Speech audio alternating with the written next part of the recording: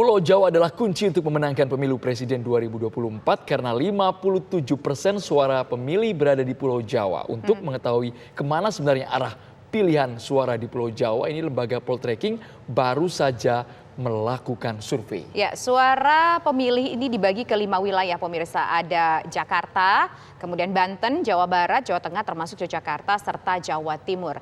Hasilnya, Anies Baswedan ini unggul di 3 provinsi, yakni Jakarta, Banten, dan Jawa Barat. Sementara Ganjar Pranowo ini unggul di Jawa Tengah dan juga Jawa Timur meski hanya unggul di 2 provinsi. Namun perolehan suara Ganjar di Jawa Tengah sangat dominan, 71% dibandingkan suara untuk Anies yang hanya 9% suara saja. Nah, untuk posisi calon wakil presiden Agus Harimurti Yudhoyono ini unggul di Jakarta dan juga di Banten. Sementara Ridwan Kamil unggul di Jawa Barat. Adapun Erick Thohir pemirsa unggul di Jawa Tengah, sementara untuk Jawa Timur Erick Thohir dan Khofifah Indar Parawansa ini bersaing begitu ketat pemirsa. Lalu apa kesimpulan dari hasil survei ini? Format pasangan capres dan cawapres mana kira-kira yang akan memenangkan pemilu 2024 nanti pemirsa? Untuk membahasnya telah bergabung bersama kami ada Direktur Eksekutif Poltreking Indonesia, ada Mas Hanta Yuda dan juga ada pakar komunikasi politik UGM, Bapak Yarwi Ahmad, serta pakar politik yang juga merupakan Rektor Universitas Muhammadiyah UMJ, Bapak Maun Murad Al-Barbarashi. Nah, sekarang saya ingin menuju tentunya kepada yang punya hasil survei dulu nih. Kalau suara dilihat nih ya Mas Hanta Yuda, kalau dilihat secara agregat capres mana nih kira-kira yang paling kuat ini? Kalau kita bicara Jawa secara keseluruhan dari hitung-hitungannya, meskipun masing-masing punya daerah kekuatan masing-masing ya Mas Hanta Yuda. Ya, Isa, survei ini kita lakukan di 5 provinsi di Pulau Jawa. Di setiap provinsi itu sampelnya 1.000, jadi totalnya 5.000. Tetapi secara paralel ya, masing-masing 1.000 responden di setiap provinsi. Temuannya memang di 3 capres itu yang paling kuat, tidak hanya di level nasional, sebenarnya di level Jawa juga terlinier hasilnya, yaitu Anies Baswedan, Ganjar, dan Prabowo. Seperti tadi di sini sudah muncul, kita bisa lihat Anies cukup dominan di 2 provinsi kuat, yaitu di Jakarta dan di Banten. Separuh pemilih Jakarta dan hampir separuh pemilih Banten itu dikuasai oleh Anies Baswedan. Kemudian Anies juga unggul di Jawa Barat, meskipun tidak begitu tebal ya, karena masih punya selisih yang tidak terlalu jauh terpaut dengan Prabowo Subianto. Pak Prabowo 30%, Anies Baswedan 36%. Nah, yang dulunya 2019 adalah basisnya Pak Prabowo, Banten dan Jawa Barat, kini bergeser menjadi basis Anies. Anies sudah melampaui Pak Prabowo. Pak Prabowo di nomor urut 2 di Banten maupun di Jawa Barat. Sementara yang kedua, kalau dilihat dari grafik juga cukup jelas, saya kira Ganjar Pranowo cukup menang sangat tebal sekali, 71%, 71,5% Jawa Tengah, kemudian Jawa Timur 36%.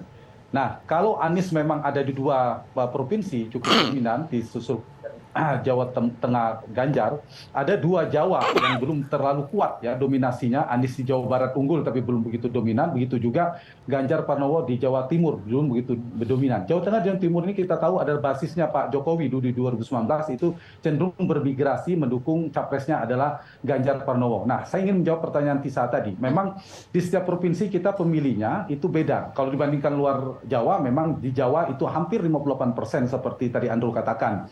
3 provinsi, Jawa Barat, Jawa Tengah, Jawa Timur, itu udah hampir 50%, 3 provinsi ini. Kalau bisa menangkan 2 Jawa di antara 3 secara kuantitatif, ya lumbung suara ini biasanya pemenang Pilpres memang. Beberapa kali Pilpres secara langsung itu. Nah, jumlahnya memang beda ya secara akumulatif. Jawa Timur itu 16% DPT-nya, lebih dari 16%. Jawa Tengah itu 16 sekian persen, Jawa Barat 17 sekian persen. Sementara DKI dan Banten itu 4, sekian persen. Jadi kalau digabungkan, meskipun Anies Baswedan berada di 3 provinsi, tapi Ganjar Pranowo itu menguasai 2 provinsi yang relatif lebih besar. Karena Jawa Tengah dan Jawa Timur itu kalau digabungkan DPT-nya 32% lebih. Banten, Jawa Barat, dan Jakarta itu digabungkan total sekitar 25 sekian persen. Itu kira-kira perbandingan DPT atau jumlah pemilih di setiap provinsi itu. Nah, yang menarik saya kira sudah terlihat dari Jawa Barat ke Barat itu ada basisnya Anies cukup kuat. Mungkin sebagian besar Pulau Sumatera. Beberapa memang mungkin di luar data Jawa itu Ganjar seperti Lampung relatif kuat. Sementara dari Jawa Tengah ke arah timur Indonesia yang dulunya basis Pak Jokowi itu menjadi basis Ganjar Pranowo sekarang di sebagian besar Indonesia Timur juga begitu. Jadi kira-kira dulu basisnya Prabowo terbelah, ada tetap memilih Pak Prabowo masih punya basis, kita lihat Pak Prabowo cukup masih punya lumayan ya, ada angka 30-an% di Jawa Barat dan Banten, itu artinya Prabowo masih punya basis juga. Tetapi basis Prabowo dibandingkan 2019 yang lalu jauh menurun dibandingkan dulu perolehan 47% di Pilpres. Nah, pemilih Prabowo sudah terbelah antara pemilih ke Anies Baswedan dan ke Prabowo Subianto. Sementara pemilih Jokowi meskipun tidak semua ke Ganjar, tapi didominasi paling tidak dimonopoli oleh Ganjar. Sementara data terakhir yang kami ambil survei di Pulau Jawa baru-baru ini. Begitu Tisa, peta untuk capres ya. Kalau capres tadi ya beda-beda ya, gitu. Baik, kita coba ke Pak Makmun Murad terlebih dahulu untuk melihat Anies yang unggul di Jawa Barat, DKI Jakarta dan juga Banten. Tapi yang mencolok tadi Ganjar Pranowo 71% di Jawa Timur. Pantauan pengamatan Anda seperti apa Pak Makmun Murad dari hasil survei poltreking ini? Iya, saya melihat begini ya, kalau untuk bicara terkait dengan calon presidennya, maka 2017 itu akan terlihat di sini, gitu kan. Artinya pilkada di DKI itu 2017 itu terlihat di sini. Cuma nanti kita akan melihat kalau kemudian dipasangkan dengan capresnya siapa, baru nanti akan tentu kalau misalnya sudah ada pasangan yang tetap ya, disurvei lagi tentu mungkin akan berbeda. Saya melihat kalau hasil dari survei yang dilakukan oleh Mas Hanta itu, ya. Di sini kan Anies menang di DKI, Banten, dan Jawa Barat. Kemudian Ganjar itu menang di Jawa Tengah dan Jawa Timur. Kalau dilihat dari Mas Anies, sisa-sisa 2017 yang kemudian dipandang sebagai kubu dari kelompok Islam, katakanlah seperti itu. Jawa Barat itu dulu kalau kita ke belakang ya, melihat hasil pemilu 55 itu yang menang itu Mas Sumi, gitu kan. Ini di sini juga bisa saya melihat ke sana ya, itu di sini tergambar lah.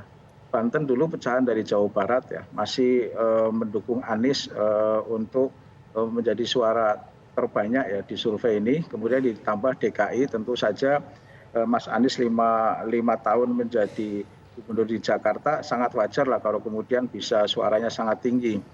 Nah, untuk Jawa Tengah, Jawa Timur, kita tahu pada saat pemilu 55 itu PNI yang menang, gitu kan. PNI yang menang, dan Mas Ganjar itu apapun sampai saat ini ya, terlepas soal nanti persoalan internal PDI Perjuangan itu, Mas Ganjar itu adalah representasi dari PDIP. PDIP kita tahu adalah kelanjutan dari PNI ya. Untuk Jawa Timur memang agak menarik karena di sana kan yang menang dulu Partai NU gitu kan. Tetapi di sini kemudian Ganjar ada di hati Jawa Timur. Memang saya sepakat tadi tetap ya suara pemilih terbanyak kan dari Jawa Barat, tapi Jawa Timur dan Jawa Tengah itu kan tentu penentu yang cukup serius juga. Ini tentu hasil survei ini saya kira masih bisa berubah ya. Nanti akan bergantung nanti kira-kira pasangannya siapa. Kalau misalnya nanti Anies memilih pasangan yang mungkin tidak tepat, itu juga bisa jadi nanti mungkin akan turun di DKI, di Banten ataupun di Jawa Barat misalnya. Kalau misalnya nanti Mas Ganjar kok juga mengambil pilihan calon wakil presidennya mungkin dinilai tidak tepat oleh para pendukung di Jawa Tengah, di Jawa Timur juga akan berubah. Sebaliknya kalau kemudian bisa memilih pasangan yang pas, baik Anies maupun Mas Ganjar, saya kira juga suaranya masih dinamis lah. Saya melihatnya seperti itu, Mas Andro. Baik, nah sekarang saya ingin ke Pak Nyarwi. Pak Nyarwi, kalau dilihat kan ini kan belum fix ya, karena ini masih dilihat per orang-orangnya dulu. Nah kalau misal kita ngomongin cawapresnya, kira-kira ini akan dengan siapa yang paling banyak memberikan porsi? Kalau kita lihat ya, sini ya, bisa. Saya kira begini, di data survei Mas Hanta itu menunjukkan ada beberapa alternatif ya, nama-nama cawapres yang ada dua jenis ya, yang unggul di satu wilayah gitu, yang kedua unggul di beberapa wilayah kan gitu. Tadi Mas Hanta sudah menyebutkan juga itu. Yang satu wilayah misalnya Ridwan Kamil itu ya, termasuk Bogor juga cukup besar Jawa Timur. Nah, tetapi kan ada beberapa yang potensial di beberapa wilayah, seperti AHY tadi disebutkan misalnya, itu ada di DKI sama di kalau nggak salah Banten ya, Jawa Barat juga lumayan gitu. Terus kemudian juga Erick Thohir yang di DKI juga besar juga, kemudian di Jawa Tengah juga besar, di Jawa Timur angkanya lumayan juga. Ini memang cukup tricky ya di dalam memilih pasangan cawapres, karena di data survei ini, walaupun saya kira juga sudah sering dilakukan beberapa simulasi pasangan, tetapi data kan selalu dinamis sifatnya ya, data itu selalu berubah gitu. Dan di situ kemudian kan kalau kita lihat pasangan mana yang itu bukan hanya bisa diterima di semua wilayah di Jawa itu, tetapi juga mendapatkan dukungan elektabilitas yang bagus ya, sekaligus juga memperkuat branding dari sosok masing-masing capres potensial itu gitu loh. Nah ini juga saya kira menjadi PR ya. Belum lagi misalnya kalau kita kaitkan dengan potensi penetrasi elektabilitas dari pasangan itu sendiri maupun dari capres itu sendiri. Gitu. Nah kalau tadi Pak Nyarwi bilang soal branding dari masing-masing capresnya, kalau kita lihat ada 3 nama yang disurvei yang punya suara cukup besar, brandingnya masing-masing ini seperti apa? Meskipun sudah jelas petanya di mana yang paling kuat, daerah mana sudah jelas. Gimana kalau menurut Pak Nyarwi? Ya, overall itu saya lihat ada beberapa kesamaan, tapi ada beberapa perbedaan. Misalnya kesamaan adalah banyak di antara capres-capres itu khususnya misalnya kayak Erick Thohir, AHY, kemudian juga Ridwan Kamil, Sandiaga yang juga disebut di sana ya. Itu kan tokoh-tokoh muda ya di usia-usia muda, dan ada 2 background, yang satu politisi partai, ketua umum partai gitu, yang satunya lagi pengusaha profesional gitu yang juga bergabung di pemerintahan Pak Jokowi gitu, seperti itu, dan juga ada gubernur juga misalnya begitu. Nah, ya tentu branding di sini itu harus diformulasikan secara tepat ya. Kira-kira nah, kalau itu harus nyambung dengan sosok dari nama capresnya. capresnya sendiri, dari nama-nama capresnya sebutkan ada Anies Baswedan, kemudian Ganjar Pranowo, itu seperti apa? Singkat saja, Bang. Ya, begini, ini harus dikaitkan juga, kita tidak boleh kalau bicara partai itu atau politik dalam capres juga tidak bisa melupakan ideologi. Tadi Mas Makmun Murad sudah menjelaskan ya, ada unsur ideologi juga saya kira di sana ya. Biasanya juga di sini ada 2 hal ya. Yang satu ideologi partai itu sendiri, ideologi partai dalam artian misalnya begini, di Indonesia itu biasanya kan kalau misalnya sosok tokoh dari partai misalnya nasionalis gitu, nah itu biasanya akan berusaha untuk mencoba berkombinasi dengan partai yang mungkin bobot Islamnya atau lebih tinggi, atau dari capres yang punya background itu. Tapi juga yang terakhir juga muncul tokoh-tokoh profesional yang juga itu juga bisa dilihat sebagai bentuk akomodasi. Nah ini yang kedua terkait dengan apa yang menjadi value dari pemilih ya. Kadang-kadang kan begini, orientasi pada sosok pemilih muda, cawapres yang muda, profesional, itu juga menjadi salah satu daya tarik juga ya. Baik, di luar bahwa mereka punya pengalaman track record. Pak Nyarwi, soal cawapres, kita akan bahas lagi bersama dengan Mas Hanta dan juga Pak Mamun. Apakah nanti ketika cawapres dimasukkan akan mempengaruhi daerah kekuasaan yang memang basis suara yang sudah mereka kuasai? Sesaat lagi hanya di Kabar Petang.